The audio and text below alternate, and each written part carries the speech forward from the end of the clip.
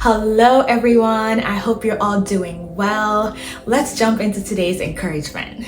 So usually I wake up with a song on my heart, and this morning the song that was on my heart was Where Else Can I Go by Antioch Music. When I woke up this morning, that was the song that was just repeating in my head.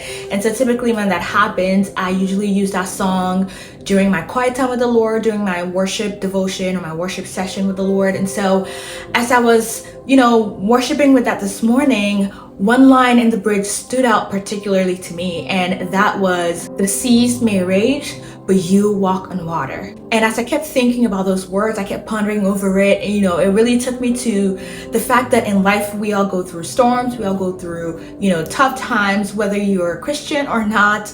Tough time is inevitable. We will all go through it. We all go through it. But as Christians, thankfully, we don't have to go through it alone. Jesus promises to be with us in every situation, in every part of our life. And so as Christians, we know that we're never alone in a storm.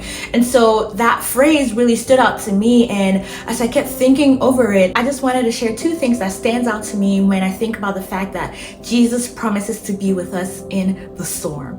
He walked on water. The Jesus that promises to be with us in the storm walked on water. Let's take a look at that passage. Matthew 14:23-33. It says, "After dismissing the crowds, he went up to the mountain by himself to pray. When evening came, he was there alone, but the boat was already over a mile from land, battered by the waves because the wind was against them. Around 3 in the morning, he came toward them walking on the sea. When the disciples saw him walking on the sea, they were terrified. 'It's a ghost,' they said, and cried out in fear. Immediately Jesus spoke to them. 'Have courage. It is I. Don't be afraid.' 'Lord, if it's you,' Peter answered him, 'command me to come to you on the water.' 'Come,' he said, and climbing out of the boat, Peter started walking on the water and came toward Jesus. But when he saw the strength of the wind, he was afraid, and beginning to sink, he cried out, 'Lord, save me.' Immediately Jesus reached out his hand, caught hold of him, and said to him, 'You of little faith, why did you doubt?' When they got into the boat, the wind ceased. Then those in the boat worshipped him and said, 'Truly, you are the Son of God.'" There are a few things that I wanted to point out in this passage. So the first thing is the fact that Peter asked Jesus to command him to walk on the water, right? And that stood out because I feel like that is such a depiction of who we are as Christians and as, children of God. We sometimes ask God these crazy things or these things that we don't necessarily realize are outlandish until he actually does them, right? How many times have we sang the song, "Spirit lead me where my trust is without borders"? Do we really even think about those words we're asking God? But then when he finally does it, when he's stretching our faith, we're shaken and we're scared because we didn't realize the weight of that prayer. So Peter asking Jesus, "Call me out on the water," that is some hefty command.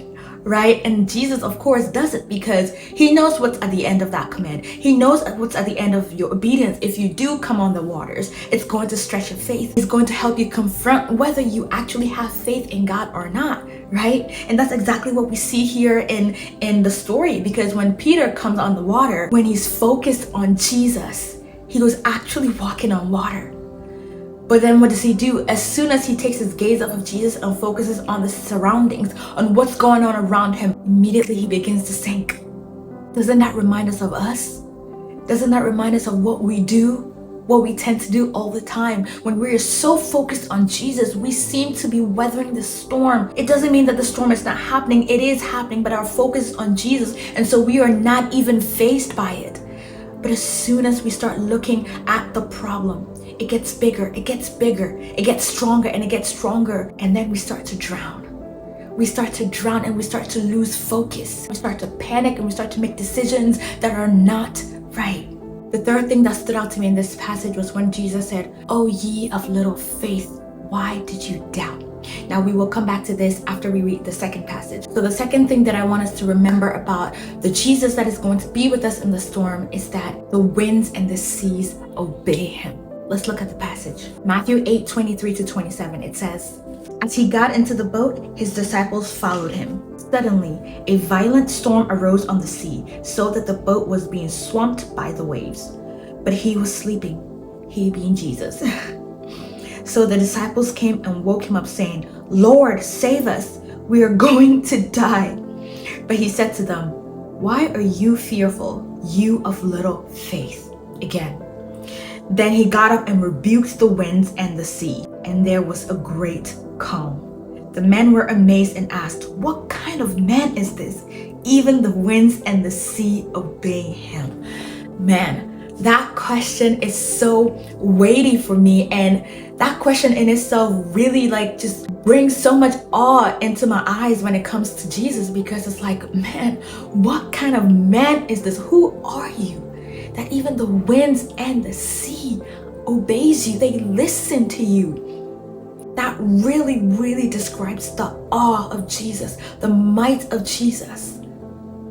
Who is this that the wind and the sea obey him? Again, we see this, "Oh, ye of little faith." If we can be honest with ourselves, whenever we are in the storm and we are focused so much on the storm, our faith dwindles. Our faith becomes so little. And we start to doubt. We start to doubt even if Jesus actually promised he will be with us. We start to doubt if he's actually with us in the storm. But he said that he is. He's the Jesus that walked on water, and he's the Jesus that the winds and the sea obey. I know it's not easy. I know it's easier said than done to focus on Jesus, but then it feels like the storm is just crushing you. I know it's not easy. But trust me, it's better to focus on Jesus than to focus on your troubles. You actually have peace to gain. You have peace to gain in the midst of your storm. So may this serve as a reminder for both you and I, that whenever we're going through our storms, whenever we're going through a tough season, that our focus and our gaze needs to be on Jesus. Because the more we focus on the problem, the bigger it gets, the stronger the winds get. And the more we focus on Jesus, we're able to walk towards him in the midst of the storm, on the water. May we find peace and solace in the arms of Jesus as he promises to be with us in the storm. I will catch you all in my next video.